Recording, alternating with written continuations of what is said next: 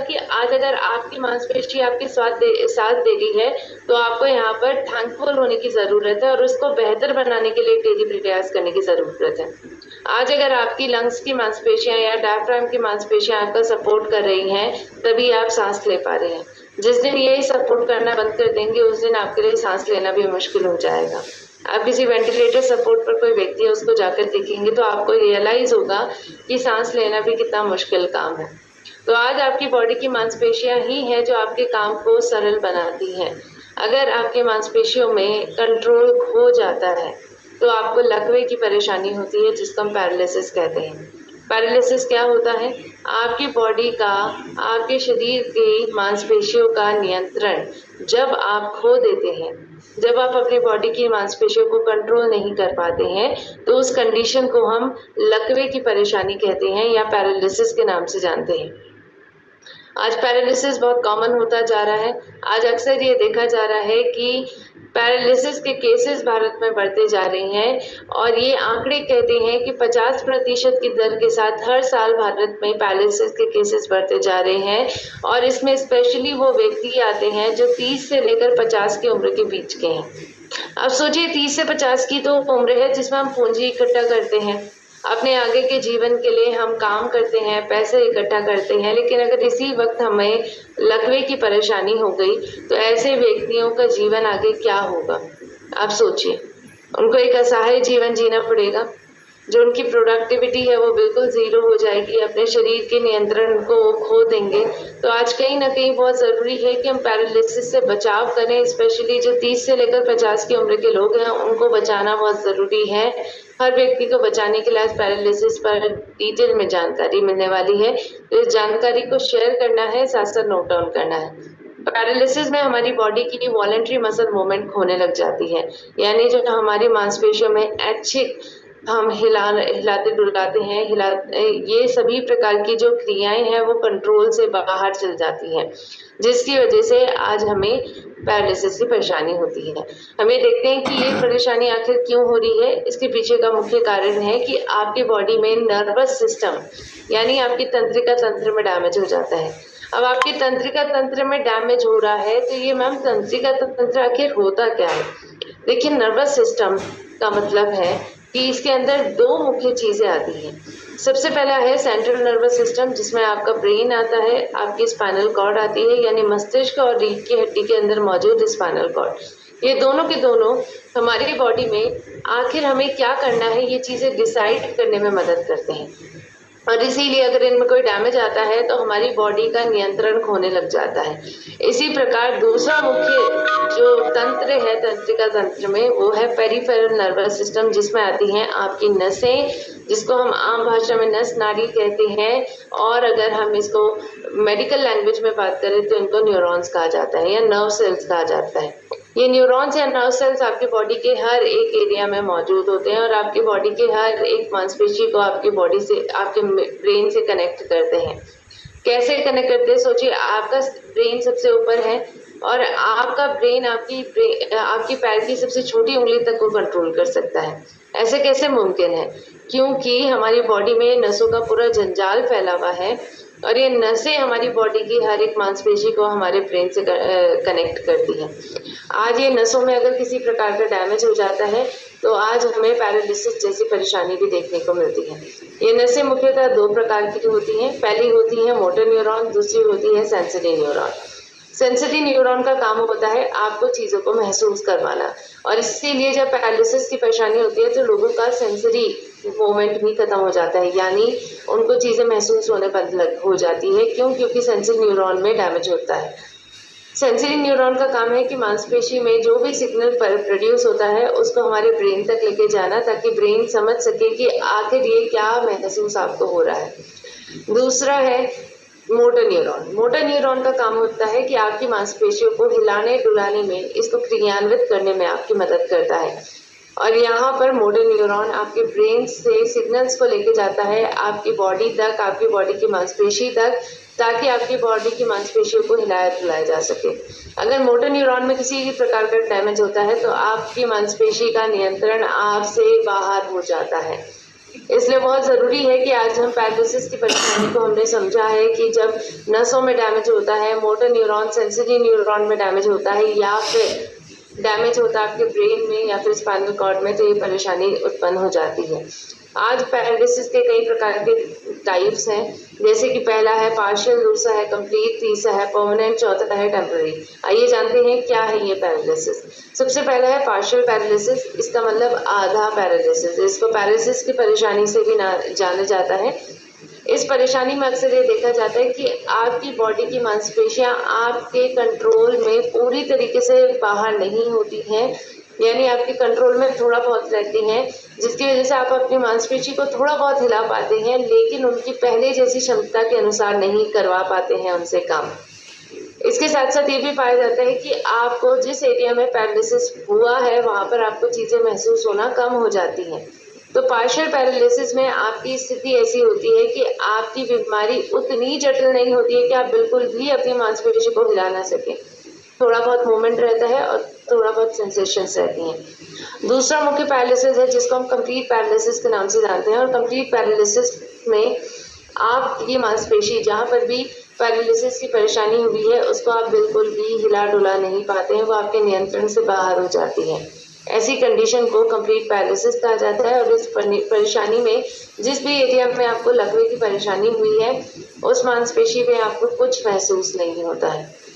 अब तीसरे प्रकार का पैरालिसिस जो होता है वो है परमानेंट। परमानेंट का मतलब है कि हमेशा के लिए पैरालिसिस हो जाना। हमेशा के लिए कैसे हो सकता है, क्योंकि आपको मैं स्पेसिफिकली बताना चाहूँगी कि अगर आपकी नसें, आपकी नर्व्स एक बार डैमेज हो जाती हैं तो उस डैमेज नर्व को हम दोबारा ठीक नहीं कर सकते हैं। ये पूरी तरीके से डैमेज नर्व रिपेयर किए जाने से बाहर होती हैं और इसीलिए परमानेंट पैरालिसिस को इनक्योरेबल कहा जाता है, यानी एक ऐसी असाध्य बीमारी है जिसका कोई इलाज नहीं है।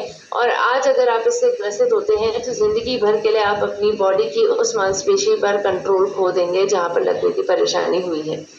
सो आज हमें परमानेंट पैरालिसिस से बचने की ज़रूरत है, क्योंकि अगर ये एक बार हो जाता है तो इसका कोई इलाज संभव नहीं माना जाता है। इसी प्रकार टेम्पररी पैरालिसिस चौथा तरीके का पैरालिसिस होता है, जिसमें आपकी मांसपेशी में आपका नियंत्रण कभी आ जाता है कभी खो जाता है। इसके पीछे का मुख्य कारण है कि आपकी मांसपेशी में सोडियम और कैल्शियम के आयन्स की मात्रा चेंज होती रहती है, क्योंकि यही सोडियम और कैल्शियम की आयन की मात्रा के माध्यम से आपकी मांसपेशियों को सिकुड़ा जाता है या फिर फैलाया जाता है। जब इनकी मांसपेशी पर कंट्रोल होने लग जाता है, ये आयन्स कभी अंदर आते हैं कभी बाहर चल जाते हैं, तो इसके कारण टेम्पररी पैरालिसिस की परेशानी देखने को मिलती है। तो आज हमने ये जाना कि 4 तरीके के पैरालिसिस होते हैं और इनमें से एक पैरालिसिस ऐसा है जिससे बचाव करने की बेहद ज़्यादा ज़रूरत है और वो है परमानेंट पैरालिसिस। बाकी सबसे भी हमें बचाव करना है और इसका इलाज भी संभव है। अब देखिए पैरालिसिस के कारण क्या है। सबसे मुख्य कारण आज बन चुका है और वह है कि हमारे ब्रेन की जो धमनियाँ है, रक्त की धमनियाँ, उनमें डैमेज हो जाता है, वो रप्चर हो जाती हैं, फट जाती हैं और इसी के कारण हेमरेज की परेशानी होती है और इसको हम स्ट्रोक के नाम से भी जानते हैं। आज स्ट्रोक की परेशानी के कारण पाया गया है कि पैरालिसिस आपको होने की संभावना बढ़ चुकी है, क्योंकि जब भी स्ट्रोक पड़ता है तो आपकी रक्त की धमनियाँ जो ब्रेन तक ब्लड लेके जाती हैं वो फट जाती हैं, जिसकी वजह से उनके अंदर का ब्लड बाहर निकलता है, क्लॉटिंग होती है और पैरालिसिस हो जाता है। तो आज ये स्ट्रोक की परेशानी क्यों हो रही है, इसके कई मुख्य कारण हैं, जैसे डायबिटीज़ होना या फिर कार्डियोवैस्कुलर डिजीज, दिल की बीमारियाँ, कोलेस्ट्रॉल का बढ़ जाना या फिर बीपी की परेशानी आपको होना, हाई ब्लड प्रेशर, जैसे आपको पैरालिसिस होता है। इसके कारण आपकी नसों के बाहर पर एक प्रोटेक्टिव शील्ड लगी हुई रहती है, जिसकी वजह से इलेक्ट्रिकल इम्पल्सेस को बॉडी से पास किया जाता है और वो है माइलिन शीट। माइलिन शीट में डैमेज होने की वजह से आपको परेशानी हो जाती है, लेकिन ये परेशानी क्योरेबल है, इसका इलाज संभव है अगर आप प्रॉपर तरीके से अपनी डाइट पर ध्यान देते हैं या फिर आप प्रॉपर एक्सरसाइज रूटीन पर बात करेंगे, जिस पर हम आगे इसको अगर आप फॉलो करते हैं। इसके साथ साथ तीसरी मुख्य परेशानी है वो है ALS यानी एमायोट्रोफिक लैटरल स्क्लेरोसिस। ये भी एक प्रकार की मोटर न्यूरॉन डिजीज है, जिसमें आपके मोटर न्यूरॉन में डैमेज होने के कारण ये परेशानी होती है। लंबे टाइम तक ALS होता है तो आप अपनी मांसपेशियों पर कंट्रोल खो देते हैं और इसके कारण आपको होती है पैरालिसिस यानी लकवा की परेशानी। अब तीसरा मुख्य कारण समझेंगे क्यों हमें पैरालिसिस हो रहा है, क्योंकि हमारी बॉडी में इंजरी हो रही है। एक्सीडेंट की वजह से कभी किसी के ब्रेन में इंजरी हो जाती है, कभी किसी के स्पाइनल कॉर्ड में इंजरी हो जाती है, जिसके कारण भी आपको पैरालिसिस हो सकता है। तो आज ये 3 मुख्य कारणों पर काम करना है, चाहे वो इंजरी है, चाहे वो इन्फेक्शन है, चाहे वो स्ट्रोक की परेशानी है। आज बहुत सारे लोगों को ब्रेन स्ट्रोक तो पड़ ही रहा है और ब्रेन स्ट्रोक के पीछे बहुत सारे रिस्क फैक्टर होते हैं, जैसे ये 5 बीमारियां जो अभी मैंने बताई। इसके साथ साथ अगर आप नींद अच्छे से नहीं लेते हैं, एक्सरसाइज अच्छे से नहीं करते हैं, शराब जैसी चीज़ों का इस्तेमाल करते हैं, तो आज आपको स्ट्रोक पड़ने के चांसेस बढ़ जाएंगे। इसलिए बहुत ज़रूरी है कि हम सभी काम करें, इन परेशानियों के कारणों पर काम करें और इसके साथ साथ पैरालिसिस से बचने के लिए हर संभव प्रयास करें। आज आपको मैं लक्षण भी बताने वाली हूँ, क्योंकि लक्षण अगर आपको अपने अंदर दिखाई देते हैं तो तुरंत जाके न्यूरोलॉजिस्ट को ज़रूर दिखाएं। लेकिन लक्षणों का वेट भी नहीं करना है, क्योंकि कोई नहीं चाहता है कि असाध्य बीमारी से आप सभी ग्रसित हो सके। एक अपंग जीवन या फिर एक असहाय जीवन अगर आप नहीं जीना चाहते हैं तो ये लक्षणों को बॉडी में नहीं आने दें, क्योंकि ये लक्षणों को सही करने में बहुत वक्त लग जाता है कई लोगों के रिकवरी रेट के अनुसार। देखिए इसके क्या लक्षण है। सबसे पहले लक्षण है कि आपकी बॉडी की कोई मांसपेशी अगर आप बिल्कुल डुला नहीं पा रहे हैं, वो आपके नियंत्रण से बाहर हो गई है, तो हो सकता है कि आपको पैरालिसिस हो। इस परेशानी में ये भी पाया गया है कि आपकी बॉडी में बहुत कमजोरी आ जाती है, आपकी मांसपेशियों में कमजोरी आ जाती है। जिस एरिया में लकवा पड़ता है वहाँ पर आपको चीज़ें महसूस होना बंद हो जाती हैं, गर्म ठंडा चोट दर्द कुछ महसूस नहीं होता है। ये भी पाया जाता है कि आपके जिस एरिया में पैरालिसिस हुआ है वहाँ पर नंबनेस हो जाती है, यानी सुन्न पड़ जाता है वो एरिया। आपको टिंगलिंग महसूस होती है, अंदर ऐसे लगता है कि जैसे चींटी चल रही है और चींटी अंदर से काट रही है, काटने जैसा दर्द, अंदर सुई चुभने जैसा दर्द अगर आपको हो रहा है तो एक बार ज़रूर जांच करवा लीजिए। इसके साथ साथ ये भी पाया गया है कि पैरालिसिस की परेशानी में आपकी बॉडी का मसल मूवमेंट तो जाता ही जाता है, इसके साथ साथ कई लोगों को निगलने में दिक्कत होती है, सांस लेने में दिक्कत होती है। ये सभी प्रकार की चीज़ें अगर आपके साथ हो रही हैं तो तुरंत जाकर डॉक्टर को दिखाइए। न्यूरो डॉक्टर आपकी बॉडी में कुछ टेस्ट करेंगे जिसके माध्यम से ये कंफर्म किया जाएगा कि आपको पैरालिसिस है कि नहीं है। जैसे एमआरआई कराया जाएगा, सीटी स्कैन कराया जाएगा, या फिर कई प्रकार के न्यूरोलॉजिकल टेस्ट जैसे ईएमजी नाम के टेस्ट होते हैं, इलेक्ट्रोमायोग्राम, जिसमें बाहरी तरीके से इलेक्ट्रिकल सिग्नल्स को आपकी बॉडी में पास किया जाता है और ये पता किया जाता है कि आपकी मांसपेशी हिल रही है कि नहीं हिल रही है। तो आज हमने ये भी जान लिया कि लक्षण क्या है इसके, और आज जांच करवानी कितनी ज़रूरी है। आपने लक्षणों से ये बात समझी होगी कि आपने ये चीज़ समझ ली है कि पैरालिसिस जैसी परेशानी अगर किसी को हो जाती है तो ये प्रकार की परेशानी आपको असहाय बना सकती है। तो आज हमें असहाय नहीं बनना है। कैसे हम सभी असहाय बनने से बच सकते हैं? आज अपने आप की लाइफस्टाइल को ठीक करके, क्योंकि बहुत सारी परेशानियां जिनमें से एक पैरालिसिस की परेशानी भी है, वो आज हमारी खुद की गलत लाइफस्टाइल के कारण ही ये बढ़ती जाती है। तो लाइफस्टाइल ठीक करेंगे तो परेशानी से बचाव करेंगे। किस प्रकार का लाइफस्टाइल अपनाना है? पहले तो बैलेंस डाइट लेनी है, दूसरा रेगुलर एक्सरसाइज करनी है और तीसरा है सप्लीमेंट्स लेने हैं। किसकी सप्लीमेंट लेते हैं आगे हम बात करेंगे। सबसे पहले बैलेंस डाइट पर बात करते हैं। बैलेंस डाइट लेने के लिए आपको ये फूड पिरामिड है जिसको फॉलो करना बहुत ज़रूरी है। इस फूड पिरामिड में सबसे निचले स्तर पर आपको दिखाई दे रहा है फल सब्जी दालें, जिसका सबसे ज़्यादा इस्तेमाल करना है। दूसरे स्तर पर आपको दिखाई दे रहा है होल ग्रेन्स यानी अनाज। अनाज में आपको रिफाइंड कार्बोहाइड्रेट का इस्तेमाल नहीं करना है, क्योंकि ये बॉडी में कोलेस्ट्रॉल को बढ़ा देता है। इसलिए बहुत ज़रूरी है कि आप मोटे अनाज का इस्तेमाल करें, लेकिन आपको दाल सब्जी और फल से कम इस्तेमाल करना है।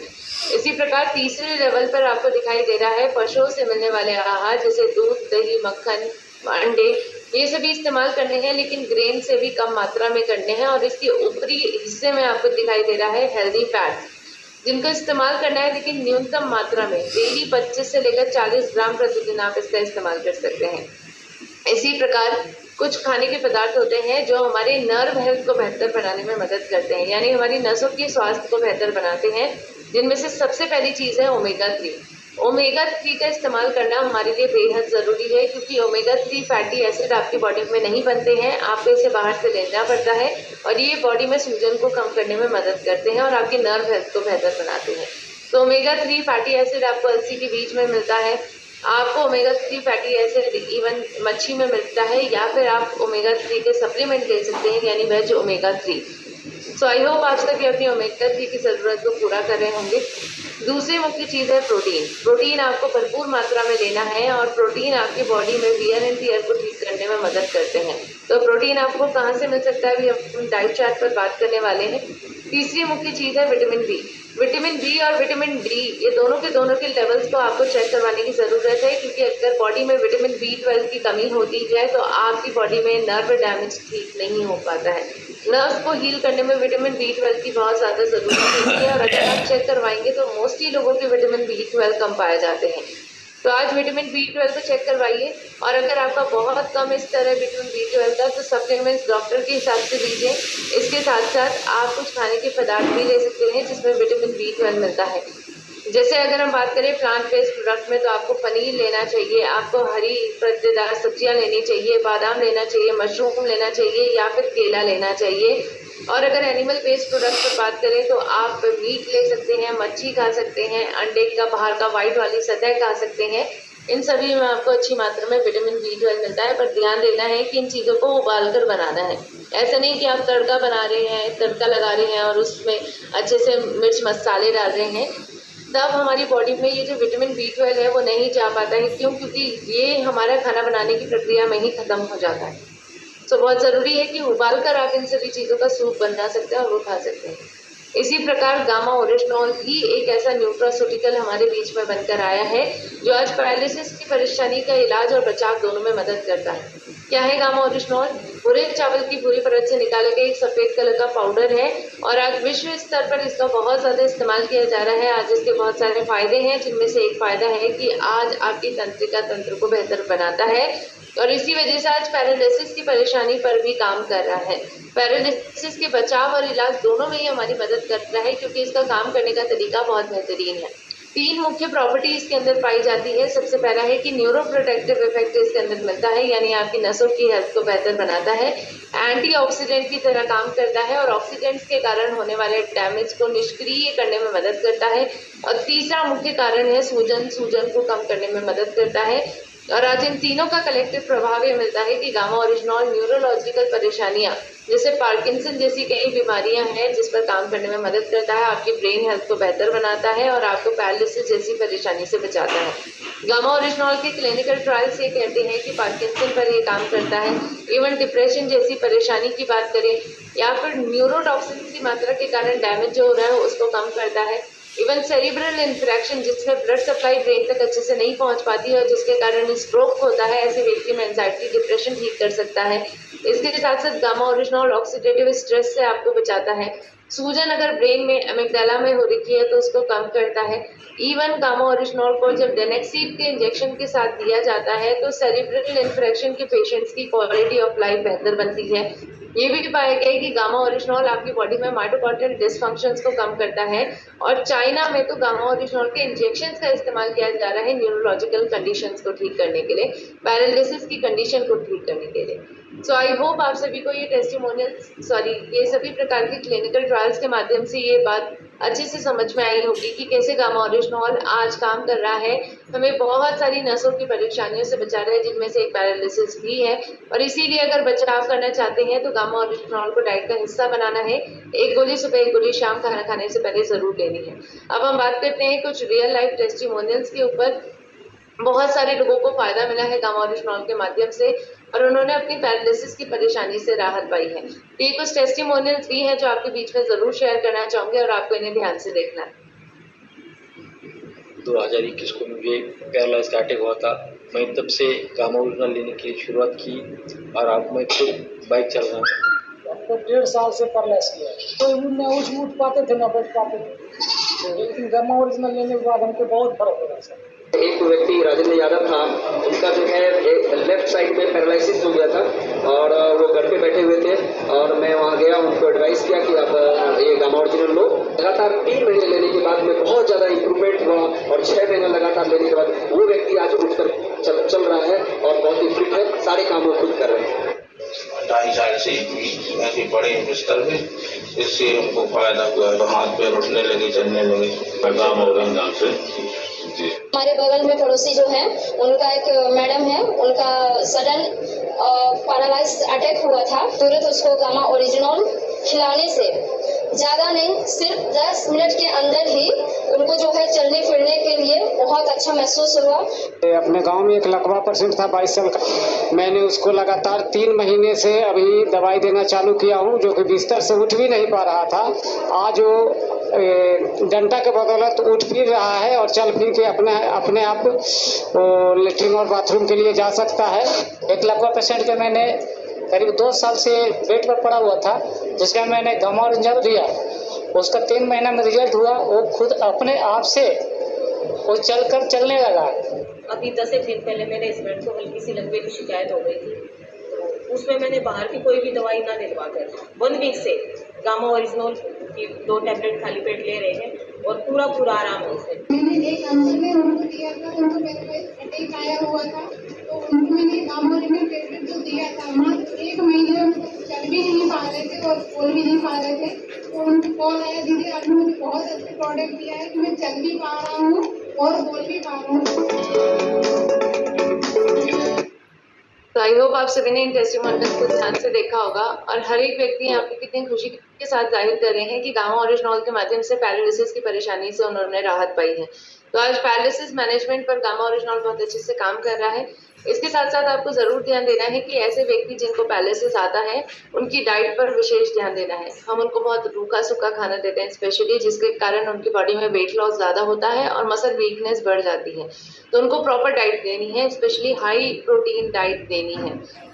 कैसी डाइट आप दे सकते हैं इस पे हम डिटेल में बात करेंगे। जैसे सबसे पहले आपको 1 गिलास गुनगुना पानी सुबह सुबह उठ के उनको देना है और इसके साथ 1 चम्मच health card rice brand oil देनी है। इसके बाद ब्रेकफास्ट से पहले आपको 2 गामा ओरिजिनल की कैप्सूल नॉर्मल पानी के साथ देनी है। इसके साथ साथ ब्रेकफास्ट में आप उनको 1 गिलास दूध भी दे सकते हैं, उसमें न्यूट्रीचार्ज प्रो डाइट ऐड कर सकते हैं और उनको खाने के माध्यम से भी आपको अच्छी मात्रा में प्रोटीन देना है। जैसे आप ब्रेकफास्ट में उनको 2 अंडे दे सकते हैं, अंडे का जो बाहर का व्हाइट वाला हिस्सा है केवल वही देना है, अंदर पीले वाला हिस्सा नहीं देना है।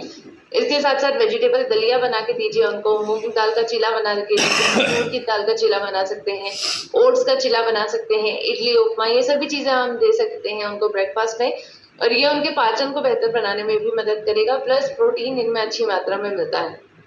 अब हम बात करते हैं मिड मॉर्निंग में। मिड मॉर्निंग में यानी देखिए जो पैरालिसिस के पेशेंट है उनको आप एक डाइट में बहुत ज्यादा मत खाना दीजिए, उनको एक दिन में कम से कम 5 से लेकर 6 बार डाइट देनी है। थोड़ा थोड़ा करके खाने देना है क्योंकि उनका मेटाबॉलिज्म बहुत स्लो हो जाता है, इसलिए आपको उन्हें कम से कम 5 से लेकर 6 बार डाइट देनी है। मिड मॉर्निंग का जो टाइम है उसमें आप उनको फ्रूट्स दीजिए, जैसे पपीता, केला या फिर आप अखरोट, कुछ ड्राई फ्रूट्स हैं, बादाम, ये सभी चीज दे सकते हैं और इवन आप उनको नारियल पानी दे सकते हैं। लेकिन नारियल पानी बॉडी में हाइड्रेशन बना के रखता है और पैरालिसिस के पेशेंट के लिए बहुत जरूरी होता है कि वो अच्छे से अपनी बॉडी को हाइड्रेट रखें, पानी अच्छे से पिए और इसके साथ साथ कोकोनट वाटर में पोटेशियम मिलता है। पोटेशियम हमारी नर्व हीटिंग में मदद करता है, इसलिए बहुत जरूरी है कि हमें कोकोनट वाटर भी एक दिन में कम से कम 1 बार उनको देना है।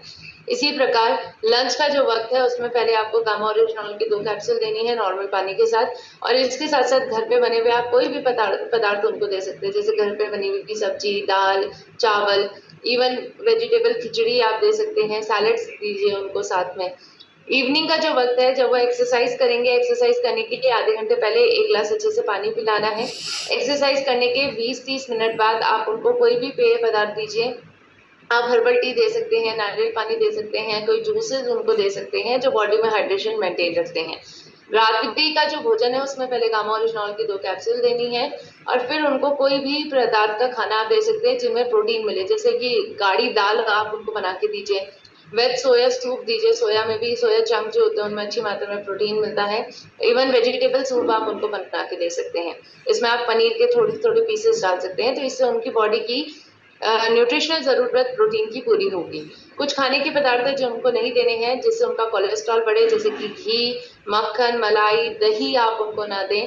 खट्टे पदार्थ उनको ना दें, जैसे कि संतरा है, नींबू है या फिर टमाटर है, ये सब चीज़ें नहीं देनी है। बाहर के जितने भी खाने पदार्थ हैं जैसे बेकरी के product, fast food, process food, ये सब नहीं देने हैं। तेल ऐसा हो जो ट्रांस फैट फ्री हो और health guard rice brand oil आपका ट्रांस फैट फ्री है, तो इसी के माध्यम से खाना बनाना है। ये जरूर ध्यान देना है कि उनका एक्सरसाइज रूटीन हो।